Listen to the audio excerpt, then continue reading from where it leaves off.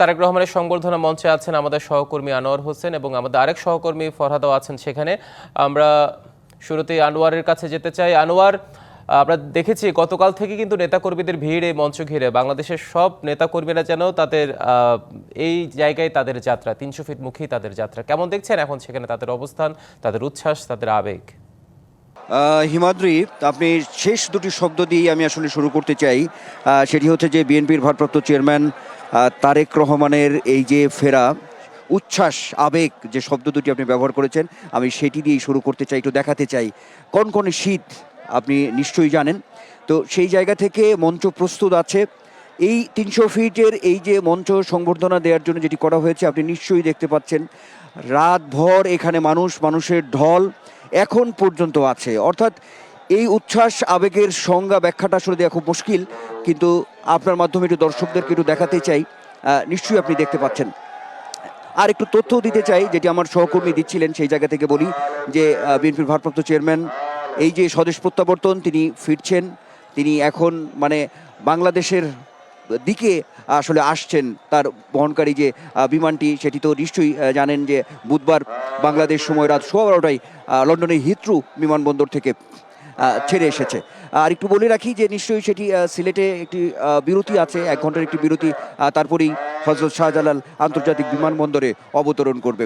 এখন যেটি আসলে বলা, দলের পক্ষ থেকেও আমরা দেখেছি সর্বশেষ সংবাদ সম্মেলন করে বলা হয়েছে যে 3 দিনের কর্মসূচি রাখা হয়েছে। আজকের দিনের তারেক রহমানের যে ফেরা, তিনি তো সরাসরি আসবেন এই ৩০০ ফিটে গণসংবর্ধনায় আসবেন। তো সেখানেই সংক্ষিপ্ত বক্তব্য, তারপরেই তিনি যাবেন হচ্ছে খুব কাছাকাছি এভার কেয়ার হাসপাতাল, যেখানে বিএনপি চেয়ারপারসন বেগম খালেদা জিয়া চিকিৎসাধীন অবস্থায় আছেন, সেখানে যাবেন। সেখান থেকেই তারপরেই হচ্ছে তার মূল গন্তব্য হচ্ছে গুলশান, অর্থাৎ বাসভবন। সেখানে হচ্ছে তার যাওয়া আজকের দিনের কর্মসূচি। তো সেই হিসেবে আগামীকালের কর্মসূচিও আছে, বা জুমা তিনি শহীদ প্রেসিডেন্ট জিয়াউর রহমানের কবরে শ্রদ্ধা নিবেদন করবেন। তারপরে সাভারে জাতীয় স্মৃতিসৌধে মুক্তিযুদ্ধের শহীদদের প্রতি শ্রদ্ধা তিনি জ্ঞাপন করবেন। এরকম একটি কর্মসূচি আছে। তো আসলে যে বলা যে বিষয়টি, সেটি হচ্ছে যে এই যে প্রায় 17-18 বছরের যে নির্বাসিত জীবন, সেই জীবন, সেই কষ্টার্জিত সেই যে জীবন, সেখান থেকেই আসলে তার এই ফেরা, যেটি নিয়ে আসলে বিভিন্ন সময়ে 5 আগস্টের পরে বিভিন্ন সময়ে আসলে দলের পক্ষ থেকেও যে উদ্গ্রীব, এই যে লাখো কর্মী সমর্থকদের যে আসলে উচ্ছ্বাসের যে জায়গাটি তখন আমরা দেখেছি সেই সময়ে। তো সেই জায়গা থেকে সেই দীর্ঘ প্রতীক্ষা, অপেক্ষার যে অবসান, সেই অবসানটি আসলে আজকে ঘটতে যাচ্ছে। নিশ্চয়ই আজকে বারবারই বলা হচ্ছিল ইতিহাসের স্মরণকালের এই সমাগম ঘটবে। দলের পক্ষ থেকেও আসলে সর্বাত্মক যে বিষয়টি, সেটি কিন্তু বারবার আসলে বলা হচ্ছিল। এখন আইন শৃঙ্খলা পরিস্থিতি, সেটি আমরা দলের পক্ষ থেকেও আমরা দেখেছি, সরকার যথেষ্ট সহযোগিতা করছেন, এমনটা কিন্তু বারবারই আসলে বলা হচ্ছিল। সেই জায়গা থেকে নিরাপত্তার জায়গাটি সর্বোচ্চ গুরুত্ব দেয়া, সেটি যেমন সরকারের পক্ষ থেকে আছে, ঠিক তেমনিভাবে আমরা দলের পক্ষ থেকেও আসলে বারবারই নেতারা বলেছেন যে তাদেরও এক নিজস্ব যে তৎপরতার জায়গাটি, সেই তৎপরতার জায়গাটি কিন্তু সর্বাত্মকভাবেই কিন্তু সর্বপরিসরে রাখা হয়েছে, এমনটাও কিন্তু আমরা বলতে পারি। এখন কথা হচ্ছে যে আসলে এই যে তার ফেরাকে কেন্দ্র করে যে উচ্ছ্বাসের জায়গাটি রয়েছে নেতাকর্মীদের মধ্যে, সেটি আসলে বলাই বাহুল্য। নতুন রিন গভীর থেকে পরিষ্কার করে কাপড়কে রাখে নতুনের মতো উজ্জ্বল। নতুন রিন অ্যাডভান্সড পাউডার। এখন সামনে নির্বাচন, ত্রয়োদশ নির্বাচনে নিশ্চয়ই তার এই ফেরাকে আসলে একটু অন্যভাবেই কিন্তু দলের এই যে সমর্থক নেতাকর্মী যারা আছেন, লাখো নেতাকর্মীদের আজকের যে উচ্ছ্বাস, সেটি তো অবশ্যই আছে। তারা আসলে বলার চেষ্টা করছেন, তাকে ঘিরেই আসলে সব কিছু, তাকে ঘিরেই তারা সামনের দিকে এগিয়ে যেতে চায়। সামনের যে নির্বাচন, সেই নির্বাচন যে গতি, নির্বাচনে যে প্রচারণার যে জায়গাটি, যেখানে গিয়ে পৌঁছবে, আসলে তারা তাকেই সামনে রেখে আসলে সামনে এগিয়ে নিয়ে যেতে চাই, এমন উচ্ছ্বাসের বিষয়গুলো কিন্তু আমরা দেখেছি। আর একটু বলে রাখি হিমাদ্রি, সেটি হচ্ছে যে আমরা যদি তৃতীয় দিনের যে কর্মসূচিটি রয়েছে বিএনপির ভারপ্রাপ্ত চেয়ারম্যান তারেক রহমান দেশে আসার পরে, সেটি হচ্ছে যে তার যে এনআইডি, অর্থাৎ জাতীয় যে পরিচয়পত্র, অর্থাৎ সেই কার্যক্রমটি কিন্তু তৃতীয় দিন, অর্থাৎ 27 তারিখে সেটি আসা কার্যক্রম এটি সম্পন্ন হওয়ার একটি কর্মসূচি আছে। একই সঙ্গে শহীদ উসমান হাদির যে কবর ঢাকা বিশ্ববিদ্যালয়ে সেটিও সেখানে তিনি জিয়ারত করবেন, এমন একটিও কর্মসূচি এখন পর্যন্ত দলের পক্ষ থেকে রাখা হয়েছে। এখন যদি একটু পিছন ফিরে যাই, এই তারেক রহমানের আসলে রাজনৈতিক যে জীবন, সেই জীবনের দিকে যদি যাই, আমরা একটু বলতেই পারি যে আসলে একেবারেই যে রাজনৈতিক যে কর্মকাণ্ড তার শুরু, সেটি অন্তত 22-23 বছরেই কিন্তু সাংগঠনিকভাবে তিনি কিন্তু রাজনীতিতে আসলে নামটি লেখান। যদি একটু বলি, তার যে এলাকা অর্থাৎ বগুড়ার যে গাবতলী উপজেলা, সেই ইউনিট থেকেই কিন্তু সদস্য পদ দিয়েই কিন্তু আসলে তার রাজনৈতিক জীবনটি শুরু হয়। তারপরে আমরা দেখেছি বিভিন্ন সময় আমরা দেখেছি যে বিশেষ করে যদি বলি যে বিএনপি যখন 91 সালে ক্ষমতায় আসে, তারপরেও কিন্তু তার যে রাজনীতিতে যে তৎপরতা সেটি কিন্তু আমরা দেখেছি বিএনপি চেয়ারপারসন বেগম খালেদা জিয়া একরকম যদি বলি যে তার হাত ধরেই রাজনৈতিক যে কর্মকাণ্ড সেটি কিন্তু তার আমরা দেখেছি। এবং বিএনপির আসলে তৃণমূলকে যে গোছানো, তৃণমূলের যে ক্ষমতায়ন যেটি করা, সেটির পেছনে তারেক রহমানের যে ভূমিকাটি রয়েছে সেটি কিন্তু আসলে আমরা বলতে পারি যে অবিস্মরণীয়। কারণ এই যে আজকে বিএনপি এত বড় দল, তৃণমূলে যে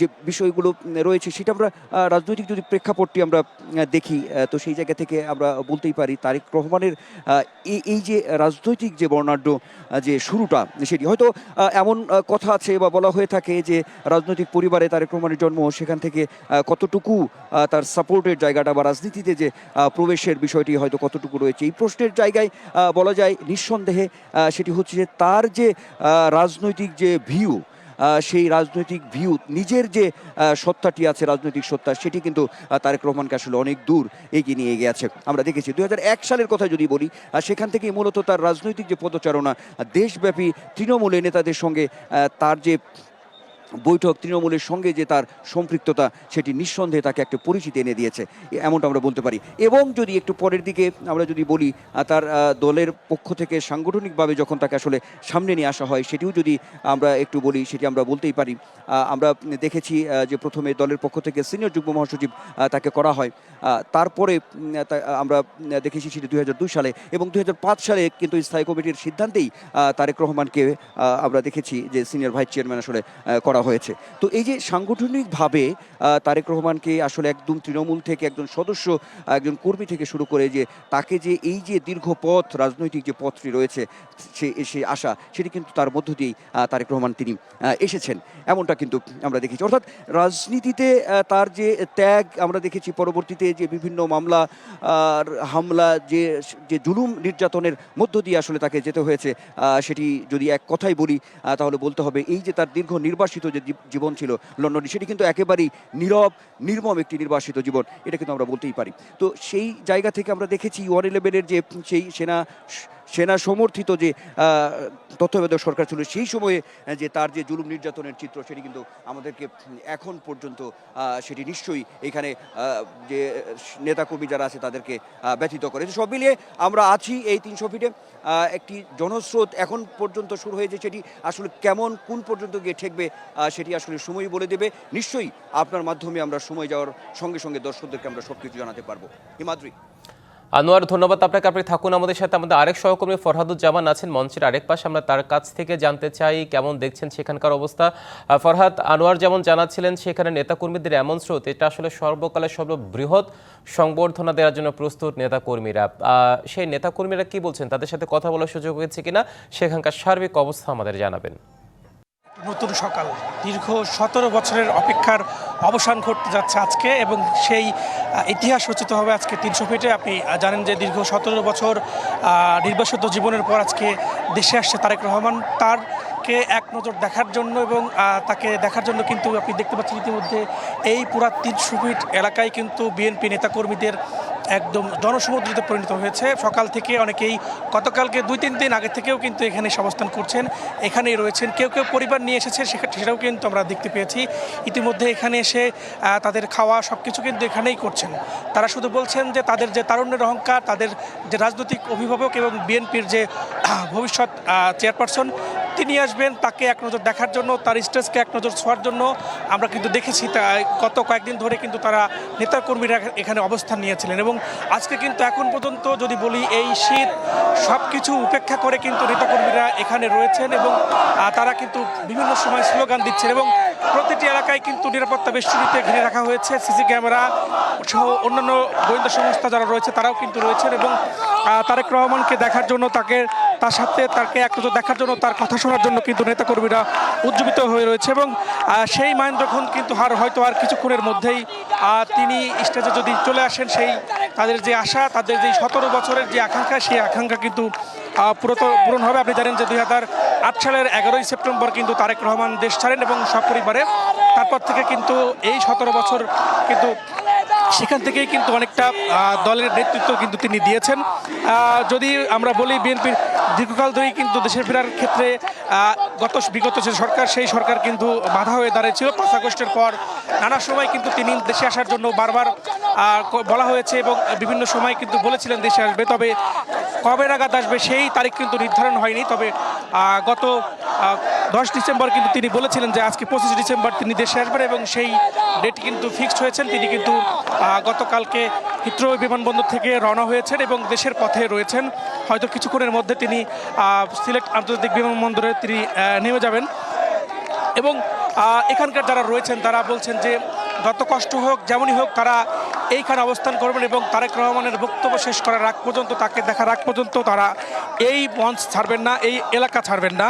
আমরা পথেও আসতেও দেখেছি বিভিন্ন জায়গায় কিন্তু এখনও বিভিন্ন দলে দলে বিভিন্ন জায়গা থেকে বাস যেভাবে পাচ্ছেন তারা কিন্তু এই মঞ্চে আসার জন্য কিন্তু চেষ্টা করছেন। অনেকেই হয়তো আফসোস করেছেন যে তারা হয়তো মঞ্চের কাছে আসতে পারবেন না, তারা হয়তো সশরীরে তারেক রহমানকে দেখতে পারবেন না, কিন্তু এই দিনটাকে তারা ইতিহাস আর অংশ হিসেবে দেখছেন এবং এখান থেকে তারা বলছেন যে নতুন এক রাজনীতির এক উন্মোচন হবে। এই 300 ফিটের এই মঞ্চ থেকে তাকে সংবর্ধনার যে মঞ্চ বানানো হয়েছে গত কয়েকদিন ধরে, সেই মঞ্চ থেকে কিন্তু হয়ে যাবে এবং বেশ কয়েকবার সিদ্ধান্ত নেওয়ার পরেও কিন্তু তখন তারেক রহমান দেশে আসছিলেন না, তখন কিন্তু নেতাকর্মীদের মধ্যে একটা হতাশা কাজ করছিল এবং তারা আসলে প্রহর গুনছিলেন কবে তারেক রহমান আসবে। যদিও সেই বিএনপি মহাসচিব মির্জা ফখরুলের ঘোষণার পরে তারা কিন্তু অনেকটা উজ্জীবিত হয়েছিল এবং তার নিরাপত্তা কিন্তু দল থেকে পাশাপাশি আইনশৃঙ্খলা বাহিনী থেকেও নেওয়া হয়েছে। ইতিমধ্যে এই এলাকাতে কিন্তু 1000 বেশি সিসি ক্যামেরা লাগানো হয়েছে, বিভিন্ন জায়গায় কিন্তু মাইক নেওয়া হয়েছে এবং আরেকটা বিষয় যদি বলি, নেতাকর্মীরা কিন্তু ইতিমধ্যেই বিভিন্ন স্লোগানে মুখরিত করে রেখেছে। অনেক নেতাকর্মীরা প্রায় কয়েকদিন ধরে তারা কিন্তু ঘুমাতে পারেননি, তারা এখানেই কিন্তু অবস্থান নিয়েছেন এবং তারা বলছেন যে যত কষ্ট হোক, যেমনই হোক, নেতার জন্য, তাদের নেতার জন্য, ভবিষ্যৎ তারা বলছেন ভবিষ্যৎ প্রধানমন্ত্রীর জন্য তারা এখন অবস্থান করবেন এবং সব কিছু কিন্তু তারা এই এবং স্লোগান দিচ্ছেন। লিডার আসছেন, তারেক রহমান আসছেন, বিভিন্ন স্লোগানে কিন্তু তারা মুখরিত করে রেখেছেন এই মঞ্চ অঞ্চল। এবং আমরা জানতে পেরেছি আমাদের যারা সহকর্মী রয়েছেন তারাও কিন্তু জানাচ্ছিলেন যে তাকে বরণ করার জন্য রাস্তার দুই পাশে কিন্তু নেতাকর্মীর অবস্থান নিয়েছেন এবং অনেকেই অনেক দূর দূরান্ত থেকে, আপনাদেরকে যদি বলি সারা বাংলাদেশ থেকে কিন্তু আজকে এই 300 ফিট এলাকায় কিন্তু আসার জন্য অনেকেই এসেছেন, এখনও কিন্তু অনেকেই আসছেন। আমরা বিভিন্ন জায়গায় আপনি দেখতে পাচ্ছেন পুরা এলাকাতে কিন্তু কোথাও বিন্দু পরিমাণ ফাঁকা নেই এবং যেই যদি বলি যে রাজনীতির যে রাজপুত্র তাকে যে বলা হয়, সেই রাজপুত্রকে দেখার জন্য এবং এই বিষয়টা কিন্তু আজকে বড়দিন, তারপরেও কিন্তু গণমাধ্যম সহ সারা বাংলাদেশের আলোচনার কেন্দ্রবিন্দু হয়ে রয়েছে। তারেক রহমান দেশে আসবে, সেই তারেক রহমানকে দেশে আসার জন্য আমরা কয়েকজনের সাথে একটু কথা বলবো। একটু বলবেন যে আপনি ওঠেন, আপনারা এখানে কবে আসছেন এবং কোন জায়গা থেকে আসছেন? আমরা আসছি কালকে সকালবেলা এটা আপনার এই জায়গায় স্থান দখল করছি, এই জায়গায় আমরা আছি সকাল থেকে। এখানে তো খাওয়াও নেই, বেশ কিছু, এখানে অনেক মানুষ, এরপরে কষ্ট হচ্ছে কিনা? না, কোনো কষ্ট নেই। আমাদের দেশ নায়ক তারেক রহমান আসবে, ওনারে দেখার জন্য আমরা অনেক দীর্ঘ অপেক্ষায় আসছি, আমরা ওনার জন্য আসছি, আমার কোনো কষ্ট নেই। তারেক রহমান, একটু আপনার কাছে একটু কথা বলতে চাই যে আপনি তো বয়স্ক মানুষ, আপনি কবে আসছেন এবং আপনার এখানে যে আসছেন আপনার কষ্ট হচ্ছে কিনা এবং তারেক রহমান ফিরলে আপনাদের অনুপ্রেরণার জায়গাটা হবে কিনা? না, আমাদের কোনো কষ্ট হচ্ছে না। দীর্ঘ 18 বছর রাজপথে আন্দোলন সংগ্রাম করার পরে যে নেতা দীর্ঘ 18টি বছর আমাদের ছেড়ে বাইরে থেকে। ফরহাদ, আপনাকে ধন্যবাদ আমাদের সাথে যুক্ত হওয়ার জন্য। আমরা আবার আপনার সাথে যুক্ত হবে পরবর্তীতে।